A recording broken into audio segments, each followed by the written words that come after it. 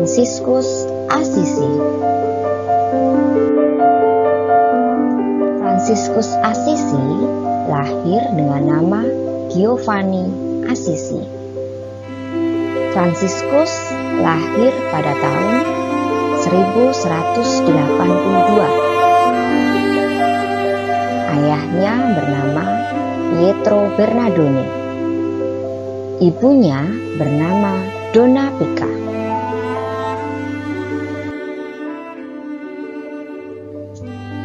Fransiskus lahir di kota Assisi, Italia.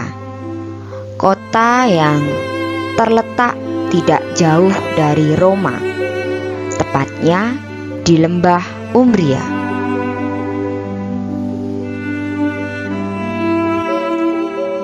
Pada saat itu, masyarakat Italia terbagi ke dalam beberapa kelas sosial.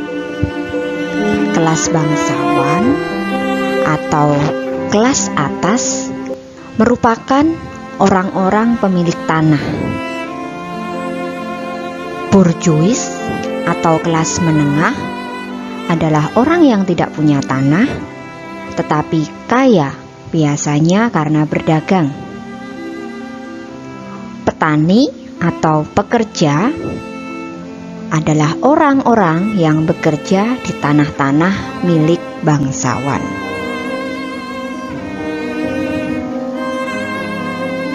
Terlahir dari kelas bourgeois, Fransiskus terlahir kaya. Ayahnya, Pak Bernardone, merupakan orang kaya raya. Pak Bernardone adalah pedagang kain yang sangat terkenal. Lahir sebagai orang kaya, Fransiskus muda memang terkenal murah hati. Ia sering berpesta dan membiayai pesta-pesta itu, sehingga membuat Fransiskus mempunyai banyak teman.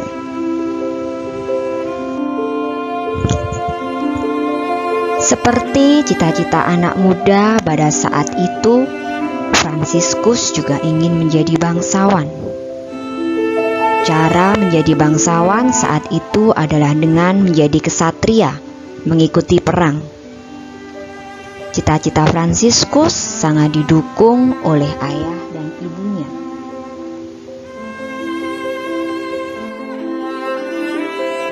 Saat itu, Assisi sedang bertempur dengan Perugia. Fransiskus pun ikut berangkat dan ikut bertempur melawan Perugia. Namun Assisi kalah dan Fransiskus dipenjara selama 1 tahun. Dengan kekayaan orang tuanya, Fransiskus dapat ditebus kembali dan dia dapat kembali ke Assisi. Setelah beberapa lama, Fransiskus kembali ingin mengikuti perang, dan dia berangkat bersama dengan teman-temannya.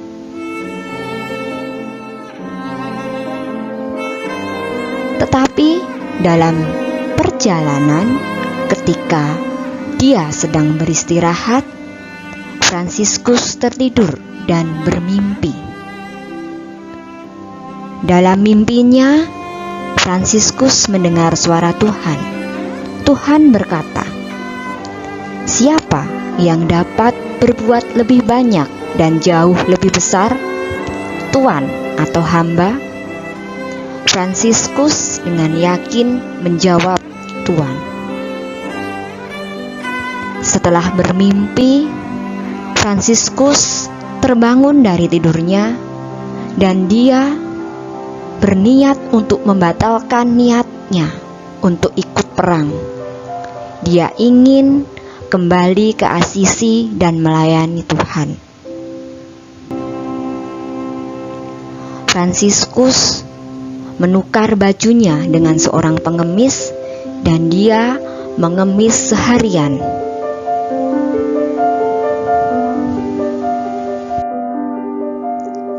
Hasil dari ia mengemis, ia sumbangkan kepada gereja. Suatu hari, ketika Fransiskus sedang berdoa di gereja San Damiano, Fransiskus kembali mendengar suara Tuhan. Tuhan berkata kepada Fransiskus, "Fransiskus, perbaikilah gerejaku yang nyaris roboh itu." Mendengar suara Tuhan itu, Fransiskus kembali tergerak hatinya.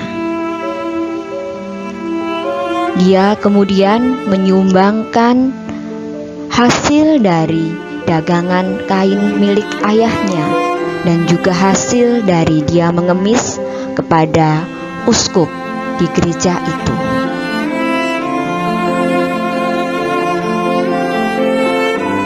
Tentunya hal itu membuat ayah Fransiskus marah. Ayahnya kemudian datang menjemput Fransiskus supaya mengembalikan semua uangnya.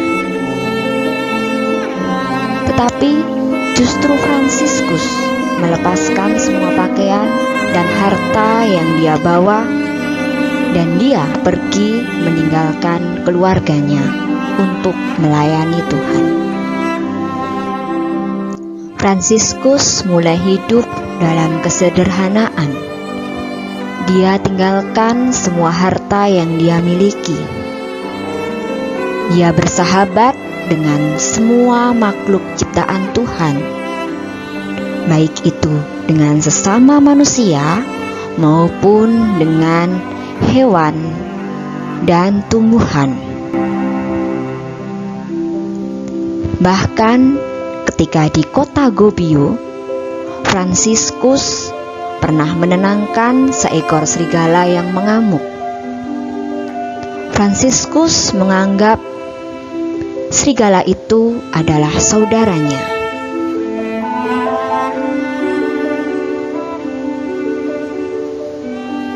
Dia juga bersahabat dengan orang yang miskin dan menderita. Fransiskus pernah memeluk dan melayani orang yang menderita kusta.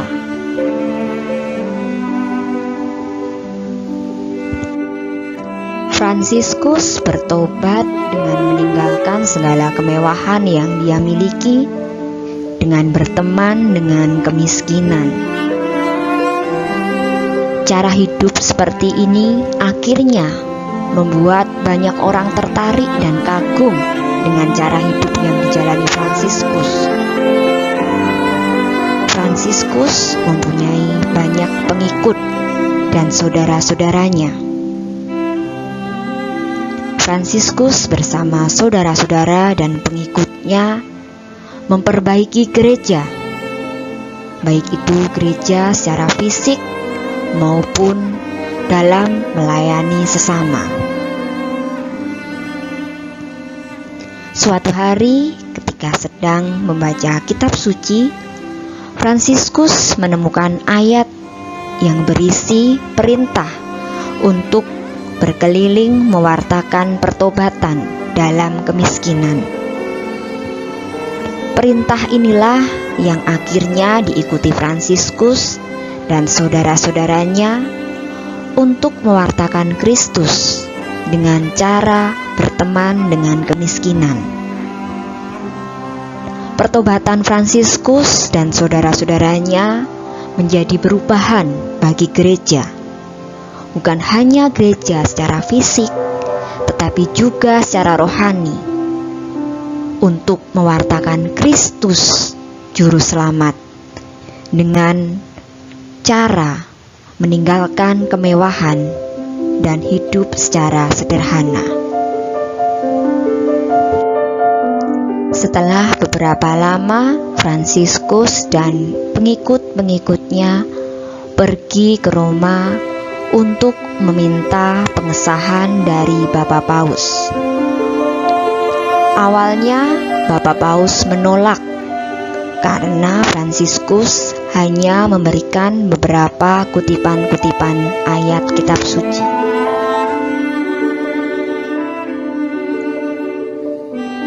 Tetapi setelah Bapak Paus bermimpi, Gereja Katolik roboh dan Fransiskuslah yang menopangnya.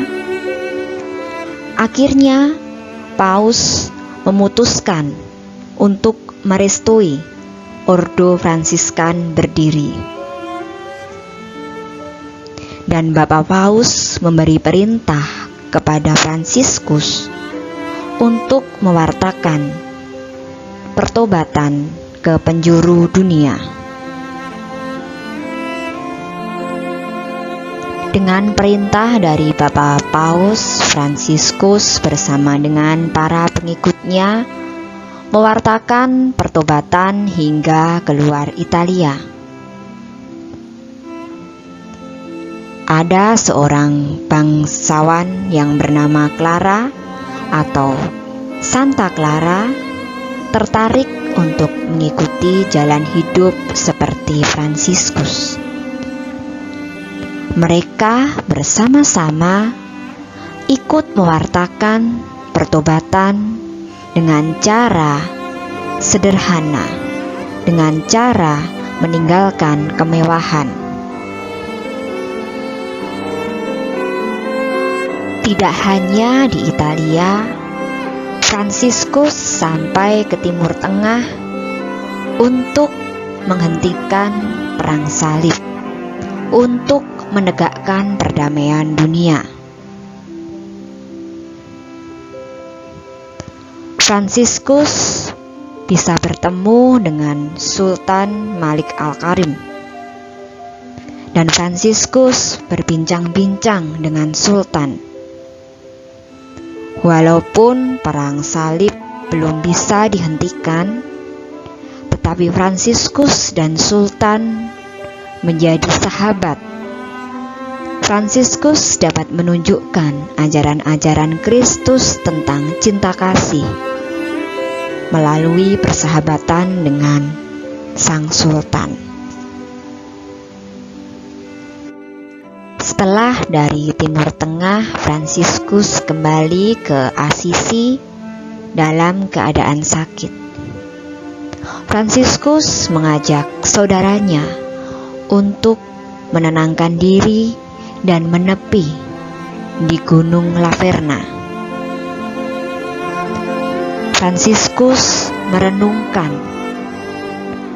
penderitaan-penderitaan yang dialami Kristus ketika Kristus wafat di kayu salib. Dalam permenungannya, Fransiskus mendapatkan stigma atau luka-luka Kristus dalam tubuhnya.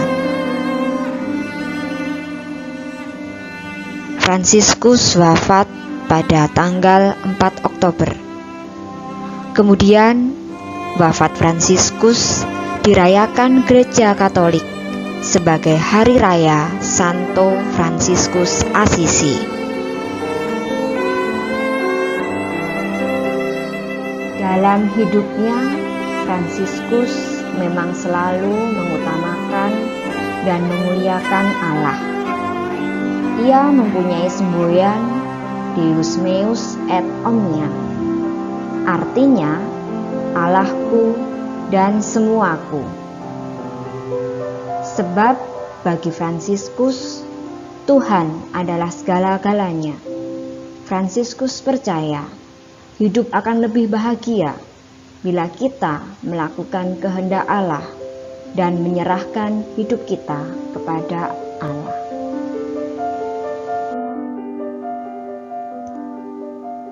Selamat Hari Fransiskus. Selamat meneladani semangat Fransiskus Assisi. Tuhan memberkati.